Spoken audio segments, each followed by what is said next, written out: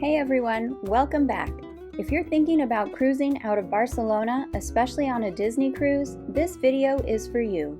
We've sailed out of this city a few times now and have absolutely fallen in love with it. From jaw-dropping architecture to amazing food and plenty of shopping, there's so much to see and do here. I'm going to share with you a few of our favorite highlights and some things we'd skip the next time. I'll also throw in some helpful tips for planning your own adventure, so let's get into it. Leading up to our first trip to Barcelona, we did lots of reading and watching videos about what the city had to offer. One thing we repeatedly heard in those videos was how walkable Barcelona was. We found this to be 100% true. Even though we visited in the midsummer and it was hot, the city was very enjoyable to walk around, we always felt safe, and it was easy to navigate.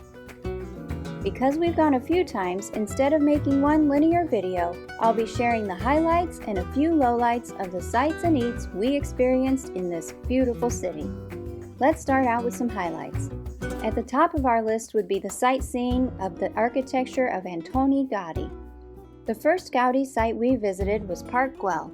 Parc Güell is a colorful public park, and we were quickly enamored with its beauty and stunning views of the ocean. Commissioned in 1900, it was originally intended as a housing development, but construction halted in 1914 and the project was never completed as planned. Instead, it became a beautiful garden with mosaic-covered benches, winding pathways, playful sculptures, and Gaudí's signature tiled lizard, El Drac. Opened as a public park in 1926, the year of Gaudí's death, it's now a UNESCO World Heritage Site. If you're planning to visit Parc Güell, I do recommend purchasing your tickets in advance. We purchased tickets the day of, but by the time we got to the park in the evening, the tickets were sold out and they were turning people away. You can purchase these tickets through the park's website or through services like Viator. Purchase your tickets through the link below and help support my channel. One other quick tip for Parc Güell is that this is at the top of a very steep hill. While we did walk here, it may be one site you want to consider a taxi for. The second Gaudí site we visited was Casa Batllo. This stunning and unique piece of architecture is fairly centrally located in Barcelona along Pac Gracia. Originally built in 1877, the home was redesigned by Gaudí in 1904 for textile industrialist Josep Batllo, who wanted a home that would stand out as a bold and artistic statement, and boy does it ever. The home is filled with examples of Gaudí's flowing design work and colorful mosaics. Tickets for this attraction seemed to have lower demand, and we bought ours at the ticket window. There were several options for levels of tickets. We purchased one that included an audio guide, which really did enhance the experience. The final Gaudí stop on our list was Sagrada Familia. If you only have time to visit one Gaudí site, this is the one. Gaudí's most well-known work is a true wonder. I've never experienced anything else like it. The facade of this building chronicles the life of Christ in a variety of architectural styles. Started in 1882, the construction of this building still continues, making it one of the longest-running architectural projects in the world. Tickets are required to tour this building, and they will sell out. You'll want to purchase these in advance, and I strongly recommend getting a guided tour.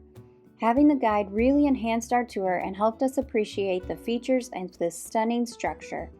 Tickets can be purchased through the Sagrada Familia website or through Viator. We purchased our tickets through Viator and got the optional tower access. The tower access gave us some incredible views of the city and an up-close perspective on some of the higher-up details of the structure.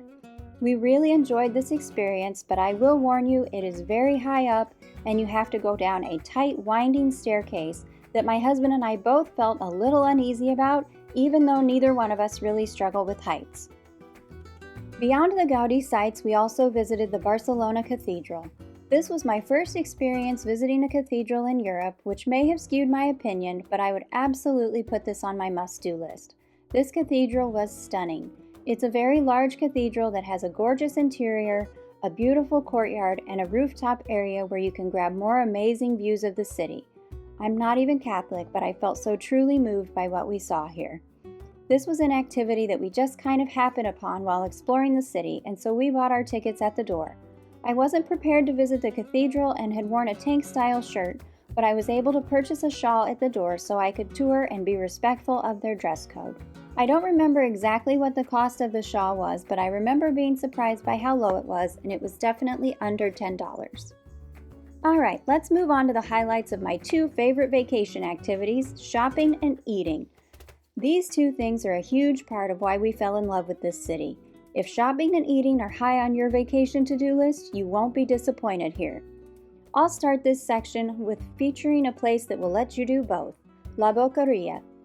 Located right off La Rambla, La Boqueria is a fun and lively market. It sells all kinds of food, fresh seafood, meats, fruit, and so much more. It's perfect for sampling local flavors or picking up a quick lunch. We really enjoyed the sandwiches we had here. Like so many things we ate in Barcelona, they were just simple ingredients, freshly made and combined to absolute perfection. We found two restaurants that really stood out to us when visiting. The first of these was Lataratza Miro. This restaurant impressed us in every way. It was quaint, unpretentious, and the food was amazing. The food here was mainly tapas style, which allowed us to try a wide variety of delicious eats. There was no part of this restaurant that wasn't customized to their whimsical vibe, from the water bottles to the presentation of the desserts. We loved it so much that it was the only restaurant we went back to multiple times. Our other top choice for dining was Latara Gastrobar. This restaurant was located just behind our hotel, the AC Sans, which is also just a short walk away from the train station. The food here was truly incredible. Everything was fresh and perfectly seasoned. This restaurant was also tapas style, as most are in Barcelona. Our top picks were the burrata, the patatas bravas, and the octopus. This restaurant is fairly small and seems to be very popular. We were able to go right when they opened to get seating at the bar, but I would highly recommend making a reservation. For shopping, we had three top picks for locations. The first shopping location we explored was Pac Gracia. This is a series of streets lined with shops. You can find all different types of shopping in this area, with everything from Louis Vuitton to H&M. Strolling and exploring the shops here is a great way to spend one of your afternoons in Barcelona. The second shopping location we enjoyed is a mall that is located right off the ocean called Magnum. This is what you would think of as a traditional shopping mall. There are a wide variety of stores here that are mostly average in cost, making it a wonderful location for anyone to shop at. As I mentioned, the mall is right on the waterfront, so it's a beautiful location and offers lots of waterside dining options. Our third choice for shopping was at Arenas de Barcelona. This is another indoor mall that appears to be built inside of an old stadium. The mall has multiple levels that offer mid-range shopping, a movie theater, and many restaurants. If you stop into Arenas, make sure to visit the outdoor area on the top level. With this being a circular building, you can get beautiful views of all areas of the city, and there are even maps to clue you into what you're seeing in the distance.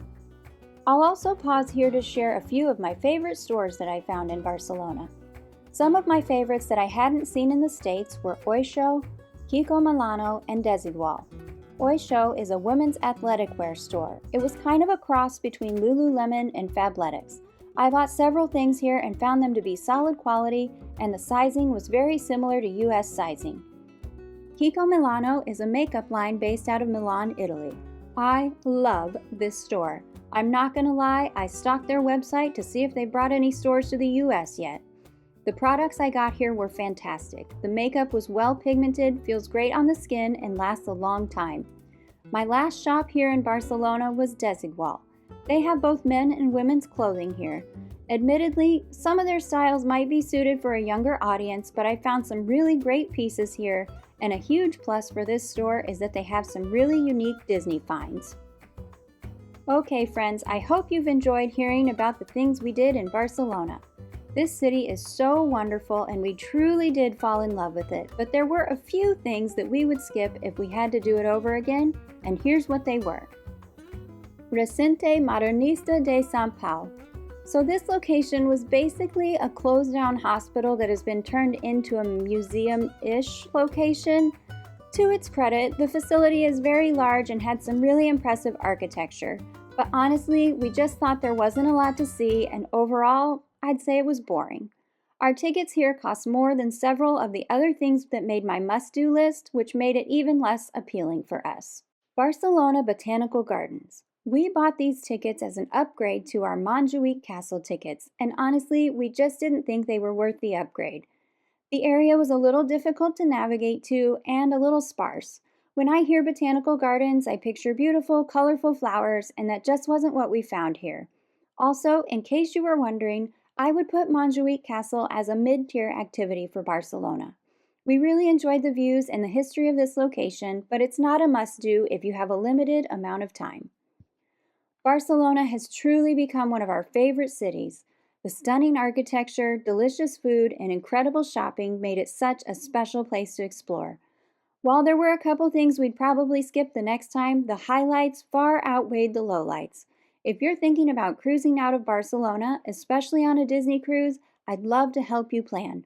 I'm a travel agent who specializes in Disney and cruise vacations, and I can help make your trip easy, magical, and stress-free. If you've found this video to be helpful, be sure to give it a like and hit that subscribe button for more Disney travel tips and destination guides. And if you have any questions or want help getting started, check out the links below or scan my QR code to send me a message. Thanks so much for watching, and I'll see you in the next video.